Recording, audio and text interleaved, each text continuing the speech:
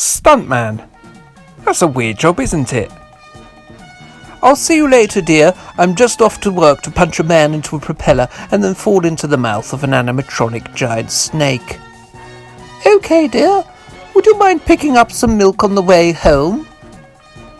Yeah, okay. As long as I haven't shattered my spine in 15 places. The Fall Guy was a show about stuntmen. Or at least one stuntman in particular. The tremendously masculine monikered Colt Seavers. Colt, played by the TV action star de jour of the 1970s one Lee Majors, is a Hollywood stuntman who uses his physical prowess and special effects knowledge in his secondary role as a bounty hunter.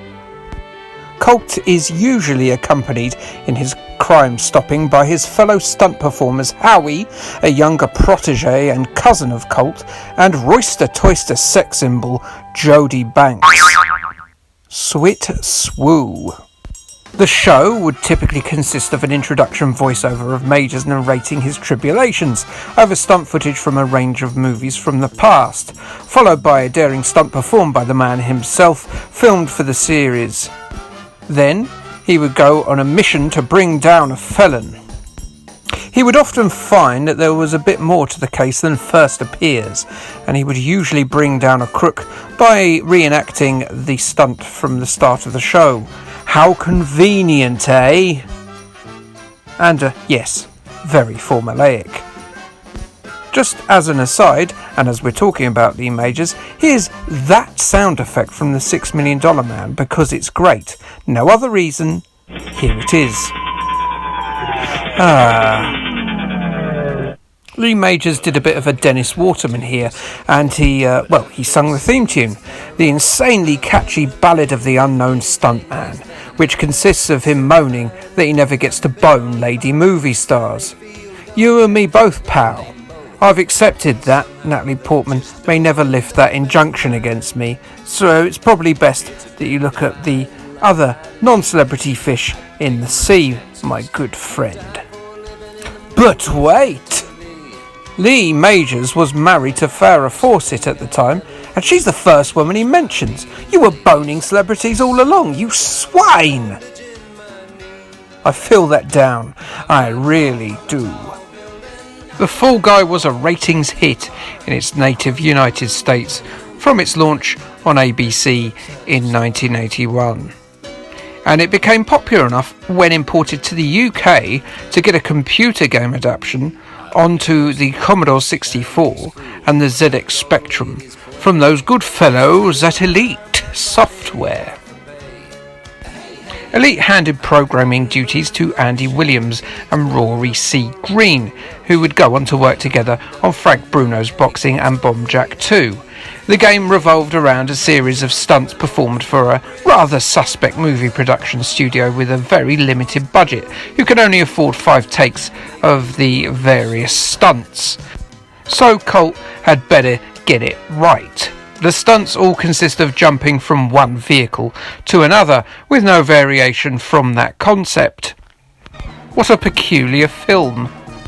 So yes, you must leap from one vehicle to another without a bone-breaking calamity 15 times and you move on to the next set. There are 6 stunts in total. The first one has Colt trying to jump from a bridge onto a moving train, whilst avoiding the attention of a passing bird. Birds apparently have it in for Colt Seavers for most of the game.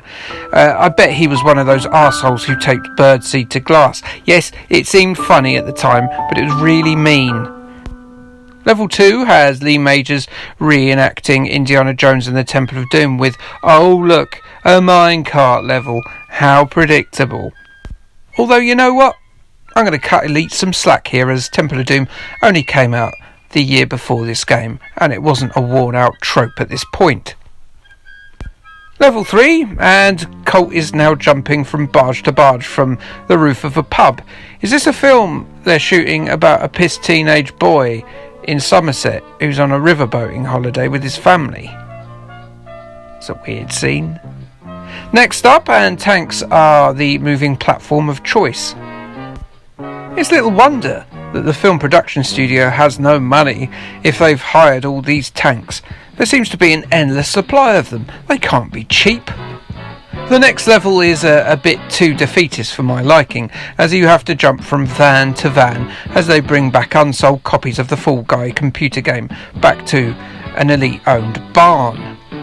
The last level possibly continues the theme, with the erstwhile stuntman jumping across crates marked with the Elite logo, presumably as the Fall Guy tapes are moved along a production line to either be incinerated or copied over for copies of Space Harrier or Ghouls and Ghosts. Colt Sievers, despite being in his 40s in the TV show, is a very sprightly fellow, capable of the great leaps that made fellow Elite stablemate Bombjack such a joy to play.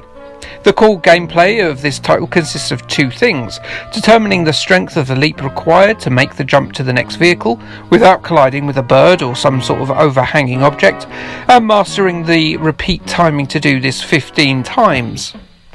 It's very simple. This is made, though, a little bit harder by the rather portly Lee Majors sprite changing scale between levels, and often the strength of the leap also. This, to me, is a peculiar design choice, and while it lengthens the amount of time you'll spend mastering the game, it feels a little ingregorious and bizarre, and ultimately, it's a little bit frustrating to get used to. Another issue is that having the gameplay restricted to just one type of stunt is rather limiting in its scope, especially as there's no hint of the main crux of the TV show, that being that Colt Sievers moonlights as a bounty hunter and uses his stunt skills in real-life encounters with wrong-uns. Graphically, it's okay for an earlier Spectrum title, and there's a rendition of the theme tune in that glorious one-voice 48k B-post squawk. We've only got the one review this time, that being Crash Magazine, and they offer that it is a good game with good playability, but it is low in addictivity, and awarded it with a fairly solid still 76%. Do I agree with that? Yeah, sure, why not? What I will say, though, is that the Fall Guy game is hamstrung by its own lack of ambition, which doesn't really fit with the daredevil risk-taking of its main protagonist. And that's it for today. Kay, thanks. Bye.